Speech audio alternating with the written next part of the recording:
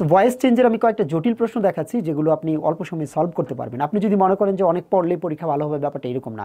Exam হলে মানে question answer করার কিন্তু আলাদা একটা স্ট্র্যাটেজি আছে, কিছু অ্যাপ্রোচেস আছে, সেগুলো আপনি ফলো করতে হবে। চলেন, সো আমি যেটা মনে করি ভয়েস চেঞ্জের জন্য আপনি এই কথাগুলো প্রথমে খেয়াল করবেন। সেটা হচ্ছে কীরকম, যে প্রেজেন্ট ইনডিফিনিট টেন্সের জন্য অতিরিক্ত একটা বিভার ব্যবহার করি আমরা অ্যামিজার, পাস্ট ইনডিফিনিট টেন্সের জন্য ওয়াজ ওয়্যার, কন্টিনিউয়াস টেন্সের জন্য বিইং, পারফেক্ট টেন্সের জন্য আমরা বিন ব্যবহার করি।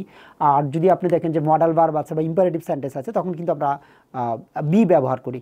সো অতিরিক্ত এই বি ভার্বের ব্যাপারটা মাথায় রেখে কিন্তু জটিল জটিল ভয়েস আপনি কিন্তু সলভ করতে পারেন। চলেন কিছু প্রশ্ন দেখায় যেগুলো স্টুডেন্ট অলওয়েজই ভুল করে, বাট আপনি এই পদ্ধতিতে আনসার করতে পারবেন। সেটা কি, যে কোন টেন্সের জন্য কোন বি ভার্বটা আমরা ব্যবহার করব। দেখেন ইন্টারগেটিভ সেন্টেন্স থেকে কয়েকটা দেখায়, যেহেতু ইন্টারগেটিভের ভয়েসটা একটু কঠিন। সো ইন্টারগেটিভ সেন্টেন্সের যে ভয়েসটা আপনি সলভ করবেন, এটা 37 বিসিএস পরীক্ষা আসা একটা প্রশ্ন। আপনি এই প্রশ্নটার দিকে তাকান, বলছে who planted the tree here. So এখানে যেহেতু প্লান্টেড আছে পাস্ট ইনডিফিনিট টেন্স, তো পাস্ট ইনডিফিনিট টেন্সের জন্য আমি কি করব, পেসিভ করার জন্য ওয়াজ কিংবা ওয়ার খুঁজবো। আপনি চারটা অপশনে যান, গিয়ে দেখেন অপশন এতে কিন্তু একটা ওয়াজ আছে, বাট এটা আমরা নিতে পারতেছি না কেন। ইন্টারগেটিভ সেন্টেন্স হলে কিন্তু বাই হুমের পরে একটা অক্সিলারি ভার্ব আসে, এখানে দেখেন বাই হুমের পরে অক্সিলারি ভার্ব কিন্তু নাই। সো এটা কাটা গেল। এবার দেখেন তো আর আছে কোথাও যে ওয়াজ প্লান্টেড, আরেকটা অপশনে আছে, সেটা হচ্ছে সিতে। সো দুইটাতেই যেহেতু আপনার ওয়াজ আছে, কারণ পাস্ট ইনডিফিনিট টেন্সের জন্য তো আপনার ওয়াজ অথবা ওয়ার লাগবেই, কিন্তু অপশন এ আমরা বাদ দিয়ে দিলাম। কি কারণে, কারণ হচ্ছে ইন্টারগেটিভ সেন্টেন্স করতে হলে বাই হুমের পরে অক্সিলারি ভার্ব কিন্তু দরকার হয়, তাহলে কিন্তু আনসার চলে আসলো সি। আর বাকিগুলো তো হচ্ছেই না, কারণ বাকিগুলোতে হ্যাড আছে, পাস্ট পারফেক্ট টেন্স আছে, তাহলে দেখেন আনসারটা হয়ে গেল কিন্তু সি হয়ে গেল। এখন অনেকে বলতে পারেন হু থাকলে তো বাই হুম দিয়ে করি। হ্যাঁ, এটা ঠিক আছে, আপনি প্রশ্নটার দিকে ভালো করে তাকান। Who planted the tree here. So এখানে মূল কথা হচ্ছে দ্য ট্রি ওয়াজ প্লান্টেড, মানে বৃক্ষ রোপণ করা হয়েছে, গাছ রোপণ করা হয়েছে, এটা কিন্তু মূল কথাটা। সো হুয়ের পেসিভ ভয়েস করতে গেলে আপনি শুধু হু দিয়েও করতে পারেন, বাই হুম শুরুতে রেখেও করতে পারেন, বাই হুম শেষে রেখেও করতে পারেন। অনেকগুলো কিন্তু নিয়ম আছে, এতগুলো নিয়ম পড়া কিন্তু অনেকের জন্য ডিফিকাল্ট। তাহলে আপনি কি করতে পারেন, আমি যেই মেথডটা বললাম যে পাস্ট ইনডিফিনিট টেন্সের জন্য ওয়াজ ওয়্যারটার কাজে লাগান, সেটা দিয়ে কিন্তু এই জটিল প্রশ্ন সলভ করতে পারেন। কারণ আপনি হচ্ছে যে বাকি যে অপশনগুলো আছে সেগুলো তো আপনি তাকাবেন না, বি এবং ডিতে তো আপনি তাকাচ্ছেন না, তাহলে এ আর সি নিয়ে প্রশ্ন, এ কে আমরা বাদ দিয়ে দিলাম, কি কারণে, বাই হুমের পরে অক্সিলারি ভার্ব লাগবে।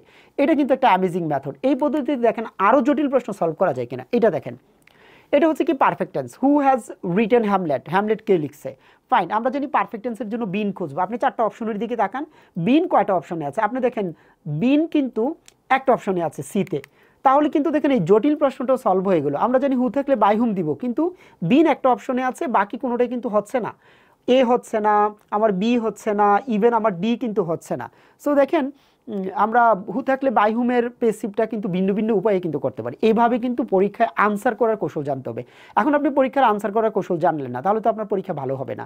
সো পড়ালেখাটা করলেই হয় না, একটু স্মার্টলি করতে হয়। কীভাবে কোয়েশনগুলো ডিল করবেন সেগুলো কিন্তু জানতে হয় এক্সপার্টদের কাছ থেকে। আরেকটা প্রশ্ন দেখাই, এটা 14 বিসিএস পরীক্ষা আসছে। আপনি খেয়াল করে দেখেন কন্টিনিউয়াস টেন্স, কন্টিনিউয়াস টেন্সের জন্য আমার মূল ফাংশন হচ্ছে কি, আমি বিইং খুঁজবো। চারটা অপশনের দিকে তাকান, দেখেন একটা অপশনে কিন্তু বিইং আছে। এখন বলতে পারেন যে একাধিক অপশনে তো থাকতে পারে, একাধিক অপশনে থাকলে আমরা কিভাবে সলভ করেছি সেটাও তো দেখেছেন আপনি। এভাবে কিন্তু আপনি জটিল জটিল প্রশ্ন সলভ করতে পারেন। সো যদি মনে করেন গ্রামারে আপনার খুব মানে বেশি সমস্যা আছে, আপনি আমার সাথে যোগাযোগ করতে পারেন। আই হোপ যে আই ক্যান হেল্প ইউ, যে গ্রামারটা কীভাবে এক্সামে আপনি কাজ করবেন, অনেকগুলো নিয়ম জেনে আনসার করবেন। ভাই, অনেকগুলো নিয়ম যদি কেউ জানে সে তো এমনিতে ভালো স্টুডেন্ট, এটা তো বলার কিছু নাই, it's a very common one. যে ট্র্যাডিশনাল একটা মেথড, আপনি বেশি পড়েন বেশি পারবেন। যারা আমরা বেশি পড়েও পারি না, যারা বেশি পড়তে পারি না, তাদেরকে ভিন্ন কোনো পথে পড়ালেখাটা করতে হবে।